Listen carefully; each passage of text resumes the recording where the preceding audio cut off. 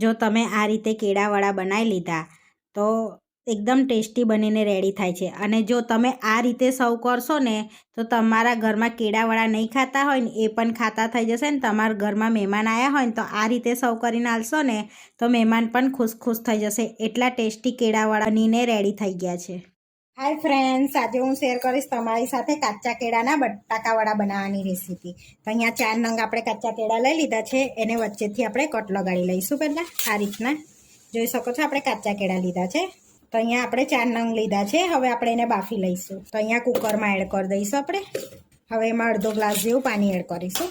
હવે આપણે ઢાંકીને 2 થી 3 વિસલ કરી લઈશું. તો 2 વિસલમાં સરસ એ બફાઈ જશે. કેળા બફાય છે ત્યાં સુધીને આપણે બેટર બનાવી લઈશું બેસનનું.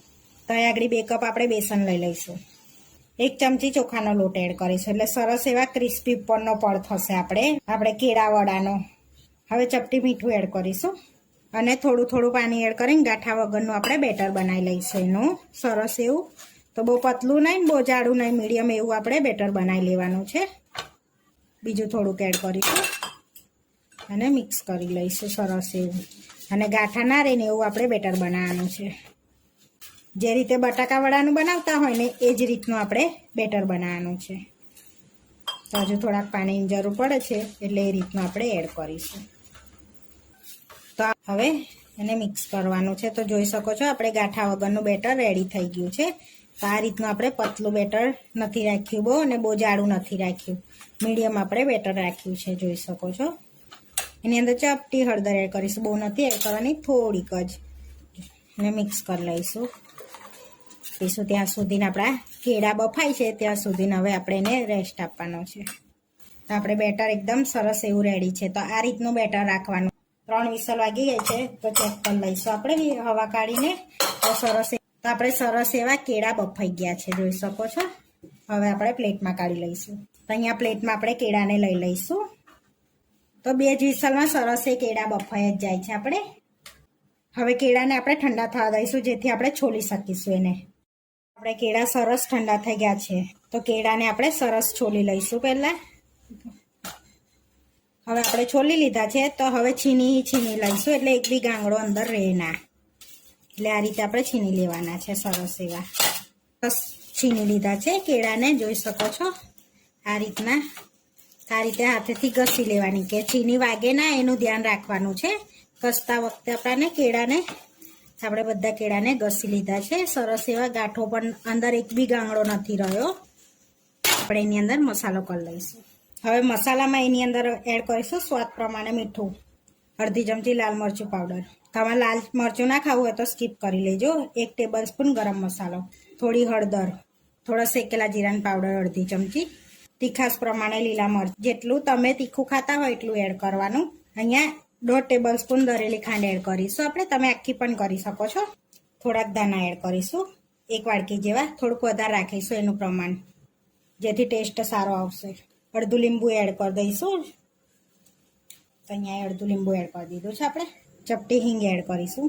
હવે સરસ એવું મિક્સ કરી દઈશું જેથી બધો મસાલો કેળાના મિશ્રણમાં મિક્સ થઈ જાય એ રીતનો. શકો છો આપણે છીનીથી છીન્યા છે ને તો એક પણ ગાંગડો નથી દેખાતો અને નથી એનીમાં ગાંગડો એક પણ નથી લાગતો.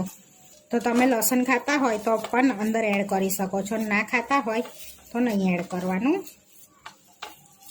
અહીં આપણે નાના નાના બોલ્સ વાળી લઈશું સરસ એવા. જેમ કે બટાકાવડાના આપણે વાળતા હોય ને એ રીતના આપણે નાના નાના વાળી લેવાના છે. જોઈ શકો છો આ રીતે બધા રેડી કરી દઈશું. તો અહીં આગળ આપણે બધા બોલ્સ વાળી લીધા છે. હવે આપણે કેળાવડા તરી લઈશું. બેટરને પણ રેસ્ટ આપે થઈ ગયું છે. ચપટી આપણે સોડા એડ કરીશું એની અંદર અને 1 ચમચી જેવું ગરમ તેલ એડ કરીશું અને મિક્સ કરી લઈશું આપણે સરસ એવું. બેટર સરસ એવું છે. થીક આટલું જ રાખવાનું છે. આપણે જે બટાકાવડાનું કરતા હોય ને એ રીતનું જ રાખવાનું છે. બહુ પતલું કરી દેશો તો કેળાવડા ફૂટી જશે, બહાર નીકળી જશે એમ. હવે કેળાવડા બોલ્સને અંદર રાખી અને સરસ કોટ કરી લેવાનું છે આ રીતે. હવે તરી લેવાનું છે. અહીંયા પહેલેથી તેલ ગરમ કરવા મૂકી દીધું છે અને તેલ સરસ ગરમ થઈ ગયું છે. હવે આપણે એડ કરી દેવાના છે આ રીતે. આ રીતે બેસનમાં કોટ કરતા જવાનું છે ને એડ કરવાના છે. તો અહીંયા આપણે 5 જેવા એડ કરી દીધા છે અંદર. હવે ધીમા તાપે આપણે એને તરાવા દઈશું. હવે આ રીતે તરાઈને ઉપર આવી જાય એટલે આપણે પલટાઈ લેવાના છે ને ધીમા તાપે એકદમ તરી લેવાના છે. હવે સરસ આપણે તરાઈ ગયા છે તો કાઢી લઈશું પ્લેટમાં અને બીજા આ રીતે તળી લઈશું. પ્લેટમાં લઈ લઈશું. અહીં આપણે કેળા વડા રેડી છે તો આપણે બે અલગ રીતે સર્વ કરીશું. હવે આપણે સર્વ કરી લેવાના છે તો બે અલગ રીતે સર્વ કરીશું. તો અહીંયા આગળ બે બટાકા તો આ રીતે કેળા વડા લઈ અને કટ કરી લઈશું.